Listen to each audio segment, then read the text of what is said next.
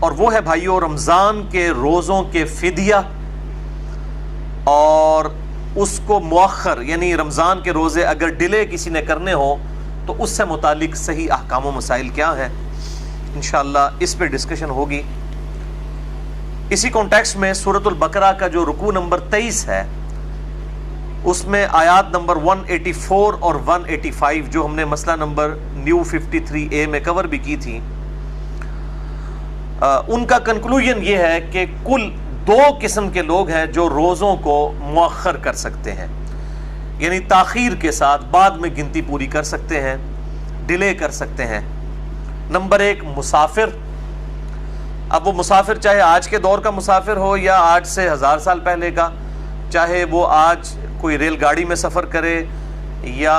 Aeroplane میں سفر کرے، کسی بھی طرح کا سفر ہو، آسان ہو یا مشکل ہو، مسافر کو بہرحال روزہ جو ہے مؤخر کرنے کی اجازت موجود ہے۔ اور نمبر 2 مریض۔ ایسا مریض کہ جو روزہ نہیں رکھ سکتا، وہ بھی اپنے روزے کو مؤخر کر سکتا ہے اگر اس کو امید ہے صحیح ہونے کی،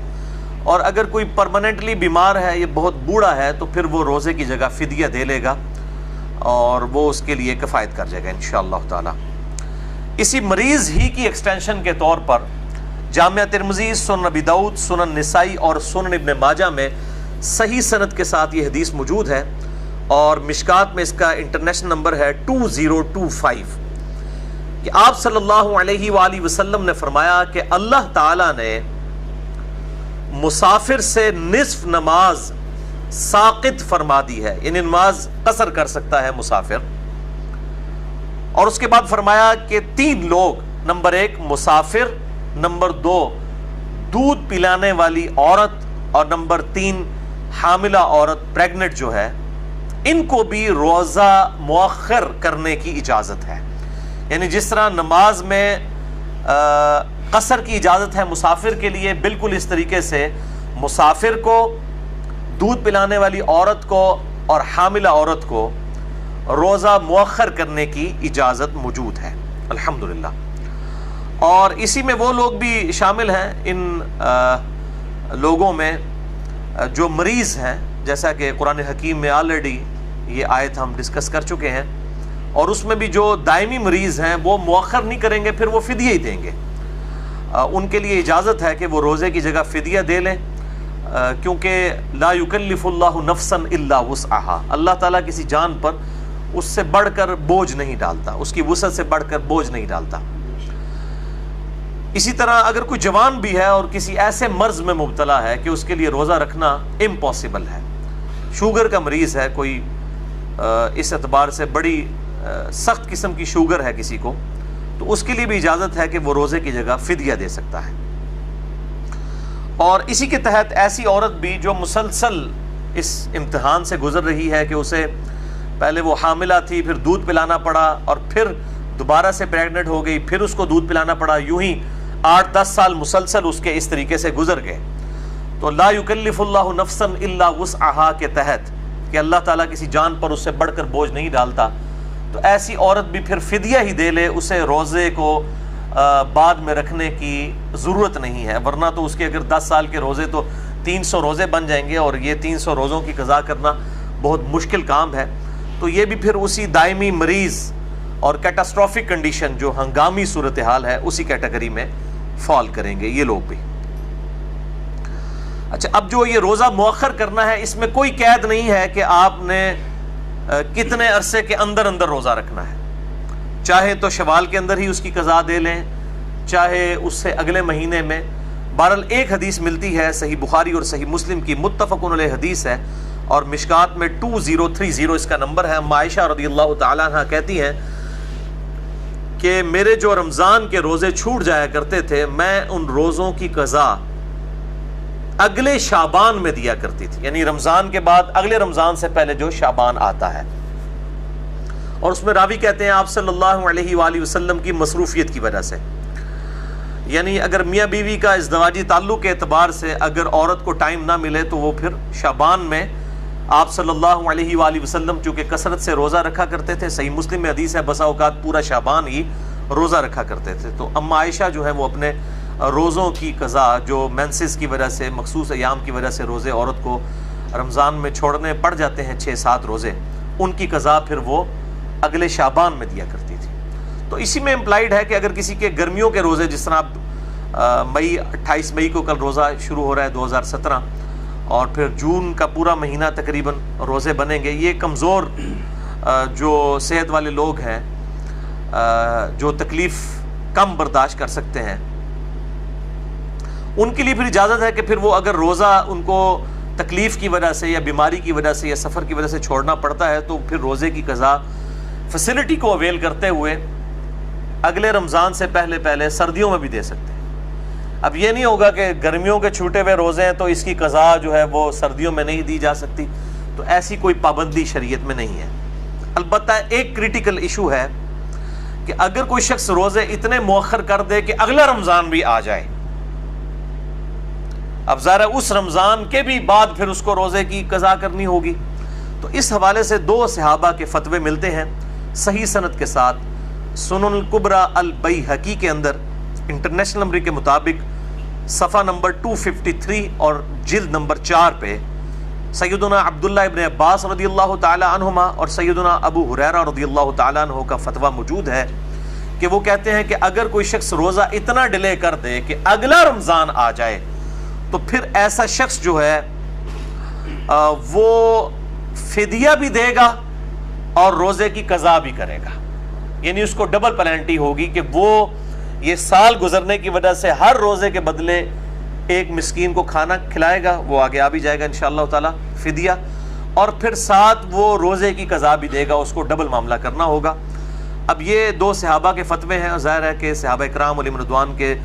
فتاوی جب مل جائیں اور احادیث میں کوئی ڈیٹیل موجود نہ ہو تو پھر انہی کو اڈاپٹ کیا جائے گا۔ میرے بھائیو، فدیہ کے اعتبار سے سورۃ البقرہ کی آیت نمبر 184 میں یہ ڈسکس ہو چکا۔ اعوذ باللہ من الشیطان الرجیم وَعَلَى الَّذِينَ يُطِيقُونَهُ فِدْيَةٌ طَعَامُ مِسْكِينٍ، کہ وہ لوگ جو بڑی مشکل سے ہی روزہ رکھنے پر قدرت رکھتے ہیں وہ فدیہ دے دیں مساکین کو، ایک روزے کے بدلے ایک مسکین کو کھانا کھلایا جائے۔ اسی کانٹیکسٹ میں صحیح بخاری میں حدیث ہے انٹرنیشنل نمبر کے مطابق 4507، ابن عمر رضی اللہ تعالی عنہما کہتے ہیں کہ یہ آیت منسوخ ہے، یعنی اب روزہ ہی رکھنا ہوگا۔ بہرحال اس کے مقابلے پر سیدنا عبداللہ ابن عباس کا قول ہے جس پہ امت کا اتفاق ہوا ہے، انٹرنیشنل نمبر کے مطابق صحیح بخاری میں 4505، ابن عباس کہتے ہیں کہ یہ آیت منسوخ نہیں ہے کہ وَعَلَى الَّذِينَ يُطِيقُونَهُ فِدْيَةٌ طَعَامُ مِسْكِينٍ، بلکہ یہ اجازت اس بوڑھے اور بوڑھیا کے لیے ہے جو بڑھاپے کی کمزوری کے باعث روزہ نہ رکھ سکیں کہ وہ اپنے روزے کے بدلے فدیہ دے سکتی ہیں یا دے سکتا ہے ایک مسکین کو، اور اسی میں وہ دائمی مریض بھی شامل ہوں گے چاہے جوان ہو لیکن ان کا مرض اس نوعیت کا ہے کہ ٹھیک ہونے کی امید نہیں ہے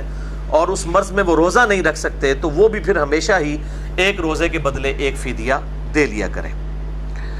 اور اسی کانٹیکسٹ میں صحیح بخاری میں تعلیقاً موجود ہے، اور یہ جتنی بھی روایتیں بخاری میں تعلیقاً آتی ہیں ان میں سے اکثر کی اسناد جو ہے المصنف ابن ابی شیبہ میں، اسی طریقے سے المصنف عبد الرزاق کے اندر اور سنن الکبری البیہقی کے اندر اور باقی کتابوں میں مل جاتی ہیں۔ بہرحال صحیح بخاری میں 4505 یہ ابن عباس کا جو قول ہے، اسی کی ہیڈنگ پہ تعلیقاً سیدنا انس ابن مالک رضی اللہ تعالیٰ عنہ کے بارے میں آتا ہے کہ انس ابن مالک رضی اللہ تعالیٰ عنہ جب بہت بوڑھے ہو گئے تھے، ان کی 110 سال عمر ہوئی ہے، جب بہت بوڑھے ہو گئے تھے یعنی 80 یا 90 پلس ہو گئے تھے، تو پھر وہ روزہ نہیں رکھا کرتے تھے بلکہ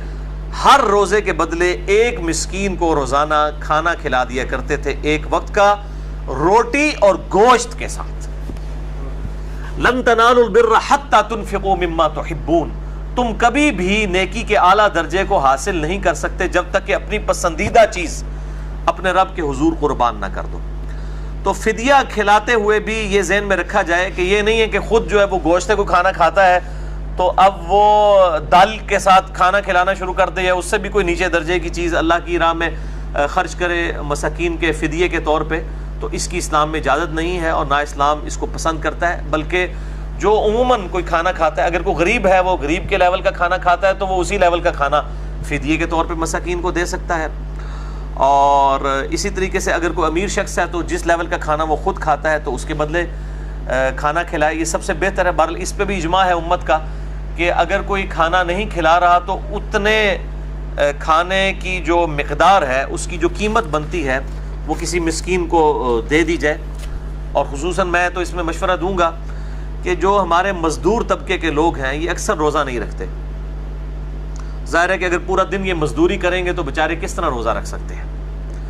بہرحال شریعت سے تو روزہ اس حوالے سے ان سے ساقط تو نہیں ہوگا. تو ایسے لوگ پھر عموماً جو ہے وہ رمضان میں ادھار اٹھا لیتے ہیں, یا اگر جنہوں نے روزہ رکھنا ہے, کوئی لاکھوں میں ایک ہوتا ہے کہ جو اتنا جس کو اللہ توفیق دیتا ہے. بہرحال اکثریت تو روزہ رکھتی نہیں ہے. اور یہ بھی مطلب پبلک میں بھی مشہور ہے کہ جی وہ عجیب و غریب قسم کے واقعات بنائے ہوئے ہیں. جی ایک گورا آ گیا, جی اس نے دیکھا ایک مزدور مزدوری کر رہا تھا, اس کو علیحدہ لے گیا, اس کو کہا تمہیں کوئی نہیں دیکھ رہا, پانی پی لو. تو اس نے کہا میں اللہ کے ڈر کی وجہ سے نہیں پیوں گا, میرا روزہ ہے. تو یہ ساری میرے بھائیوں یہ لطیفے ہیں اور یہ سارے واقعات ہیں. کوئی لاکھوں میں ایک شاید اس طرح کا ہو, ادروائز مزدوروں کی جو اکثریت ہے علا وجہ بصیرت 90% سے زیادہ مزدور جو ہے روزہ نہیں رکھتے, اور نہ وہ رکھ سکتے ہیں. کیسے رکھیں؟ تو ان کو پھر اس قسم کا فدیہ دے دیا جائے, یا کم از کم ان کو 1 مہینے کا خرچہ ڈلوا دیا جائے تاکہ وہ رمضان کے روزوں میں اپنے کام سے چھٹیاں کر کے تو کم از کم روزے تو رکھ سکیں. ادروائز تو ان کے لیے بڑا مشکل ہو جائے گا. تو اگر کسی کی زندگی موت کی کشمکش بن جائے اور وہ پھر اس صورتحال میں روزہ چھوڑ دے مزدوری کی وجہ سے, اور بعد میں پھر سردیوں میں روزے کو مؤخر کر لے,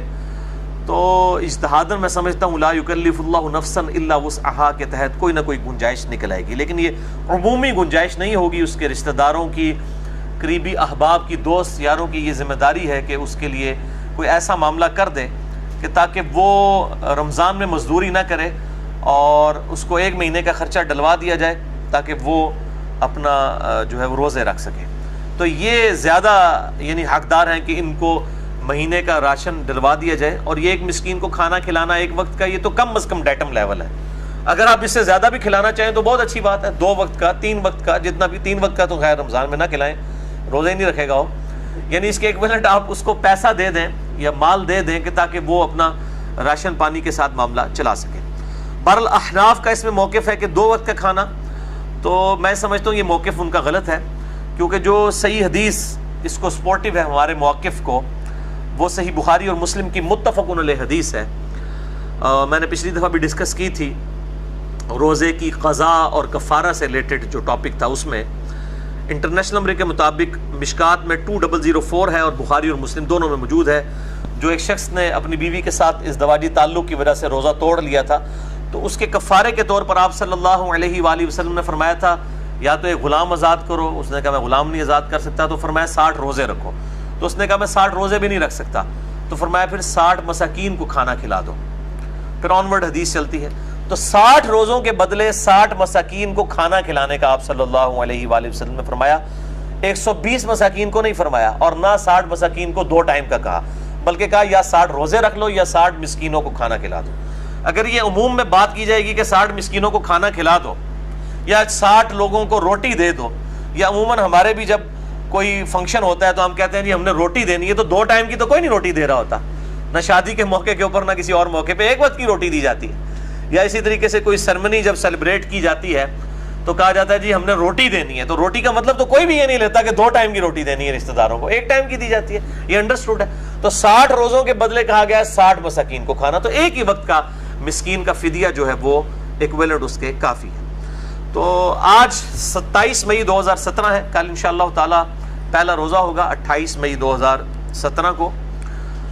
تو آج کی ڈیٹ میں جو ایک عام نارمل کھانا ہے تقریباً پاکستانی 100 روپیہ 100 روپیز جو ہے وہ فدیہ بن جاتا ہے. اور جو ذرا اچھے لیول کا کھانا کھانے والے ہیں تو 150 200 بھی بن جاتا ہے. یہ ہر شخص نے خود ڈیسائیڈ کرنا ہے کہ وہ کس لیول کا کھانا کھاتا ہے, اور اس لیول کا کھانا, بلکہ کھانا کھلانا زیادہ آسان ہوتا ہے, وہ سستا پڑ جاتا ہے. گھر میں اگر کھانا پکا ہوا ہو تو ایک مسکین کو کھانا اگر کھلایا جائے تو وہ 50 روپے سے بھی کم لاگت آئے گی. تو ضروری نہیں ہے کہ آپ نے پیسے ہی دینے ہیں, سب سے بہتر تو یہ ہے کہ کھانا کھلانا ہے